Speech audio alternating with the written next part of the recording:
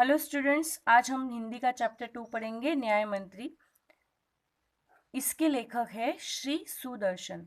न्याय मंत्री चैप्टर के नेम का अर्थ ये होता है कि न्याय मंत्री हमेशा न्याय करता है और न्याय हमेशा सच के साथ होता है, सच के पक्ष में होता है। तो न्याय मंत्री ने किस तरह से अपना न्याय किया वो सब कुछ हम इस चैप्टर के अंदर पढ़ेंगे। श्री सुदर्शन जी का जन्म 1896 ईस्वी में हुआ। उनका निधन सन 1968 ईस्वी में हुआ। सुदर्शन जी का मूल वास्तविक नाम बद्रीनाथ शर्मा था। आपका जन्म 1896 ईस्वी पंजाब राज्य के सियालकोट नामक स्थान में हुआ था। बचपन से ही आपने कहानियां लिखना प्रारंभ किया था। पुष्पलता, सुप्रभात, परिवर्तन, पनघट, नगीना आदि आपके सुप्रसिद्ध कहानी संग्रह है। कहानी संग्रह यानी ये सारी कहानियां उन्होंने लिखी है। आपका एक मात्र उपन्यास है, उपन्यास का मतलब होता है नॉवेल। आपका एक उपन्यास है भागवंती। इसे न्याय बनाया। इस कहानी में सम्राट अशोक सर्वश्रेष्ठ न्याय मंत्री की खोज में था। शिशुपाल से मुलाकात होने पर उसकी योग्यता देखकर उसे न्याय मंत्री बनाया। न्याय न राजा देखता है न रंक। न्याय तंत्र पर विश्वास दिलाने के लिए यहाँ प्रयास किया गया है।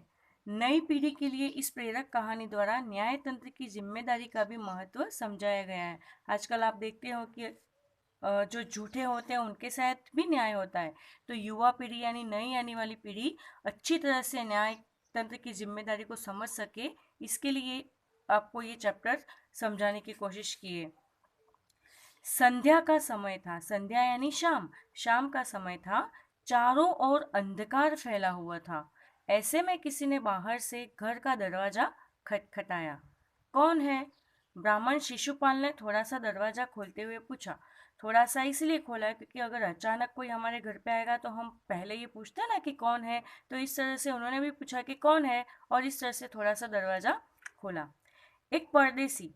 बाहर से आवाज आई। बाहर से क्या आवाज आई? उसने क्या बोला? एक परदेसी हूँ। क्या मुझे रात काटने के लिए स्थान मिल जाएगा? उसने बोला कि क्या मुझे रात काटने के लिए स्थान मिल जाएगा यहाँ पे? जैसे ही शिशुपाल ने पूरा दरवाजा खोला, उसके सामने एक नव युवक खड़ा था। नव युवक इट मीन्स यंग मैन। उन्होंने मुस्कुराकर कहा, यह मेरा सौभाग्य है। अतिथि के चरणों से यह मेरा घर पवित्र हो जाएगा। आइए पधारिए।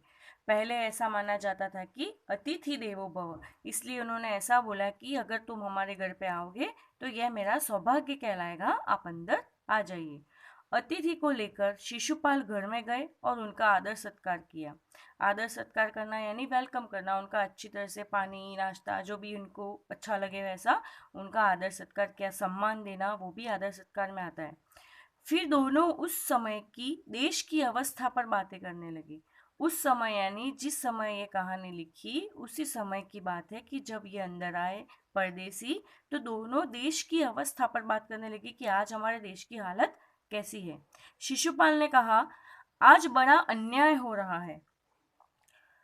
परंतु परदेसी इस बात से सहमत नहीं था। सहमत नहीं था यानी उसने उसको बोला लेकिन वो राजी नहीं था। सहमत न होना का मतलब राजी नहीं होना, उसकी बात से सहमत न होना। वह बोला, दोष निकालना तो सुगम है परंतु कुछ करके दिखाना कठिन है। यानी किसी में भी दोष निकालना तो बहुत इजी होता है, हम हमेशा किसी के दोष निकालते रहते हैं, लेकिन उसको करके दिखाना बहुत कठिन होता है। शिशुपाल बोले, अवसर मिले तो दिखा दूंगा कि न्याय किसे कहते हैं। शिशुपाल ने क्या बोला कि मुझे अगर अवसर मिलेगा तो मैं दिखा दूंगा कि न्याय किसे कहते हैं। तो आप अवसर चाहते हैं? हाँ, अवसर चाहता हूँ। फिर कोई अन्याय नहीं होगा? बिल्कुल नहीं होगा। यानी सम्राट ने अशोक ने पूछा कि तो क्या आप अवसर चाहते हैं? तो इन्होंने बोला हाँ, अवसर चाहता हूँ। तो अशोक ने पूछा, क्या फिर कोई अन्याय नहीं होगा? यानी अगर तुमको अवसर मिल गया तो कोई अन्याय नहीं होगा? तो इन्होंने आंसर दिया, बिल्कुल नहीं। कोई अपराधी दंड से नहीं बचेगा? ये अशोक ने पूछा। तो शिशुपाल ने बोला, नहीं।